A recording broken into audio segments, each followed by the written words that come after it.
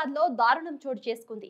10 రోజుల క్రితం అదృశ్యమైన ఓ మైనర్ బాలిక పూర్తిగా కుళ్లిపోయి గుర్తించలేని స్థితిలో కనిపించింది. మియాపూర్ పోలీస్ స్టేషన్ పరిధిలోని టెక్ అంజయ్య నగర్ కి చెందిన ఐశ్వర్య అనే అమ్మాయి ఈ నెల 8వ తేదీన అదృశ్యమైంది.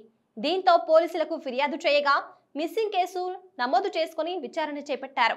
దర్యాప్తులో ఉప్పుగూడకు చెందిన యువకుడితో ఇన్స్టాగ్రామ్ లో అమ్మాయికి పరిచయం ఉందని తేలింది.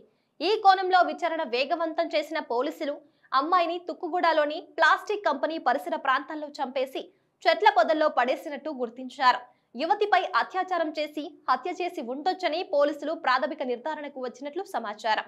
యువతి అదృశ్యమైన విషయాన్ని పోలీసులు గోప్యంగా ఉంచడంపై పలు అనుమానాలు వ్యక్తమవుతున్నాయి. ఈ నెల 8వ తేదీన 17 ఏళ్ల అమ్మాయి అదృశ్యమైందని పోలీసులకు బంధువులు ఫిర్యాదు చేశారు. కానీ పోలీసులు ఈ 10వ తేదీన మిస్సింగ్ కేసు నమోదు చేసి దర్యాప్తు చేపట్టారు. ఈ క్రమంలోనే అమ్మాయి ఫోన్ నెంబర్ సహాయంతో సోషల్ మీడియా అకౌంట్లు పరిశీలించగా అసలు విషయం బయటపడింది. అమ్మాయికి ఉప్పుగూడకు చెందిన విఘ్నేష్ అనే యువకుడితో ఇన్స్టాగ్రామ్ లో పరిచయం అయింది.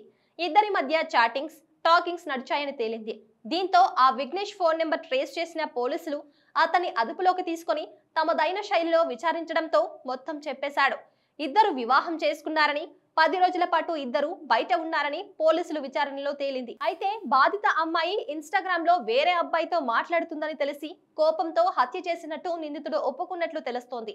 విఘ్నేష్ తన స్నేహితుడు సాకేత్ అనే యువకునితో కలిసి యువతిని చంపేసి తుక్కుగూడలో చంపి పడేసినట్లు తెలిపారు.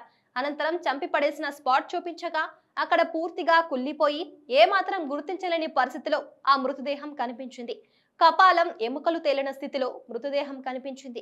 పోలీసులు ఇద్దరు యువకులను అదుపులోకి తీసుకున్నారు. కేసు నమోదు చేసి దర్యాప్తు చేస్తున్నారు.